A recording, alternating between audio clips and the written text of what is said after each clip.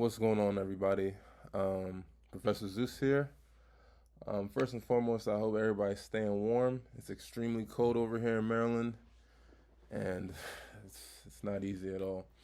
I wanted to kind of follow up with my last video and speaking about opportunity and things like that because um, there's been some new news, I should say, that's come out about Masayoshi Son from Japan, the CEO and founder of SoftBank. Um, he actually met with then President-elect Trump, and he was saying that if Trump won, that he was willing to give $100 billion and invest it into the United States. But Trump did something interesting where he said, why don't you just raise it up to 200 billion? And everybody thought it was funny, but I believe it was last night. He said no to the 100 billion. He said no to the 200 billion. Masayoshi Son said this, but now he's coming back with saying that he wants to invest $500 billion into the United States because of President Trump's I guess promise that this is going to be the golden age of America. Well, Mr. President, last month I came to celebrate your winning and promised that we will invest $100 billion. And you told me, oh, Masa, go for 200. Yeah. Now I came back with 500.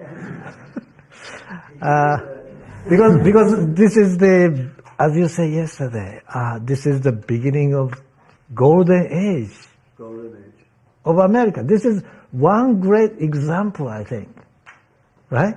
We wouldn't have decided to do this. I think so. This is really interesting because for the last few years, we've seen an enormous amount of money leaving the United States and going to foreign countries, but now we have something that feels like it's never happened before. We have investors, we have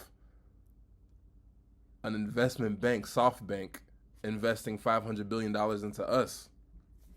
And I say all this to say is that, I mean, if you look at even the markets today, everything is like reaching all-time highs. And hey, Trump has only been in office, how many days now? But this is a follow-up, like I said, to the last video where 2025 is going to be a good year. It just won't be easy. Now is the time. If you've never paid attention before, you need to start paying attention to oil, anything dealing with technology, the stock market, energy, cryptocurrency, you name it. This right now is a time to buckle down. This right now is the time to buckle down and focus and figure out how can I put myself in a place, put myself in a situation where not only myself, but my family will also be able to reap the benefits of what I'm doing right now. And, a lot of people are also concerned because, with this $500 billion, I think during the press conference last night with Trump when, all this stuff was going down, he also mentioned that there's going to be a new AI kind of push called Stargate with Sam Altman from OpenAI and different things like that. They're looking to create a new initiative into AI and things like that. And a lot of people say, I'm scared, AI is going to take our jobs and different things like that. But always think about this. If companies were willing to downsize their companies to the point where they have minimal amount of employees and everything's AI, then how would the employees, the working class, everyday people, make money in order to go to these different companies to actually spend their money? Because if they don't spend their money, how would companies be able to profit, right? And that's the whole idea behind capitalism. You have to make money in order to spend money. And when you spend money, some people can make a profit, and then people who make profits can be in a position to hire people to also give them a way of life and a means to support their family and things like that. Because another thing, ever since I grew up, anytime you see like CEOs and billionaires in television and movies and things like that, they're always framed to be like evil, like a Lex Luger, like everybody's like a Lex Luger and things like that. I'm not saying that there's not bad people, but you have to also appreciate and respect these people who come up with ideas, who can actually create ways for people to, support their family. So obviously, you think about, ethical practices and different things like that, but once you reach a certain level, you can be able to hire people who you then can help put more money back into the country, into the system and things like that. Now, another thing that I wanted to talk about briefly is there's been a lot of conversations about, Snoop Dogg, Nelly, Soulja Boy performing at the Crypto Ball, the inauguration. But before I speak on that, I wanted to pivot because I'm talking about capitalism and, being for profit and things like that in a meaningful and ethical way. I've been thinking, right? A lot of people who are like Black, African American, why do they also, or I should say, why do we? Because I also am in this. Why do we promote our business as Black-owned business? Has anybody actually ever stopped to like actually think about that?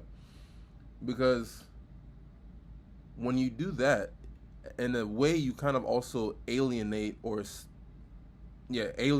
potential customers from, your product. Because at the end of the day, it really doesn't matter who owns the company. If you have a good product, it should be able to sell well. Because at the end of the day, that's what people want to see. People want to see good companies who provide good products. And if they have a good product, they'll buy it, right? Like, imagine if Michael Jordan only promoted like Jordans to like Black people, right? But everybody loves Jordans. You know what I mean? If you have a good product, it should be able to sell throughout time and space. It shouldn't really matter if it's Black owned or not, right? And I'm not saying that you shouldn't take pride in your heritage, your ethnic background, or anything like that. But you want to be able to cultivate the mindset where I'm not specifically targeting a specific demographic. I want to be able to provide services globally to be able to be a household name. So then once I'm in that household name territory, I can provide for my family. I can provide and then also enrich my background, my ethnic background, and give people a certain history that they need. But, I just, started to think about it, right? Because this whole conversation with, Snoop Dogg, Nelly, Soulja Boy, I think we have to frame it differently, right? Because take somebody like Snoop Dogg. A lot of people are mad or upset, I should say, because of his past comments about, the president, Trump, about how, you'd be, a hypocrite if you do this, and this, and now he's here performing and things like that.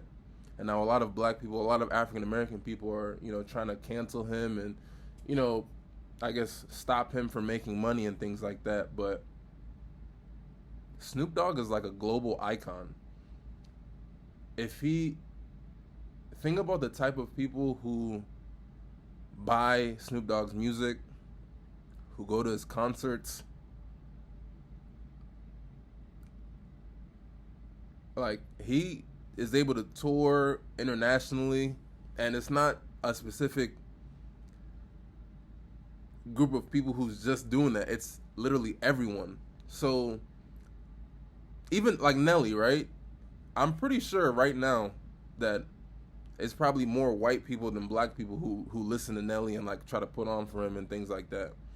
So why are we trying to, blacklist or blackball these guys and things like that? I mean, these guys are entertainers. I mean, they're meant to entertain. Are they only meant to entertain a certain group of people? And I just don't think that people should be so caught up on what entertainers should do or shouldn't do, or the ethical practices of how they make money and different things like that. All I'm saying is do what's best for you, do what's best for your family, and try to leave a lasting legacy. All right? And there's plenty of different ways that you can do that. But we need to get out of this mentality that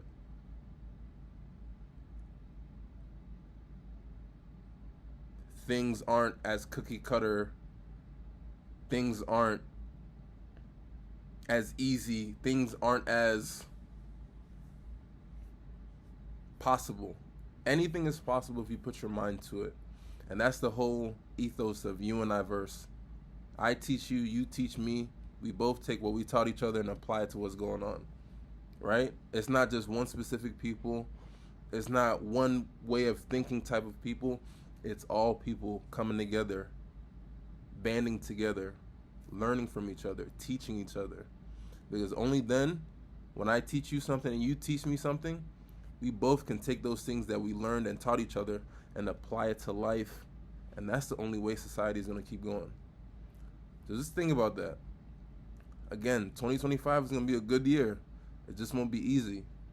Pay attention, but don't get distracted. There's going to be a lot of things happening.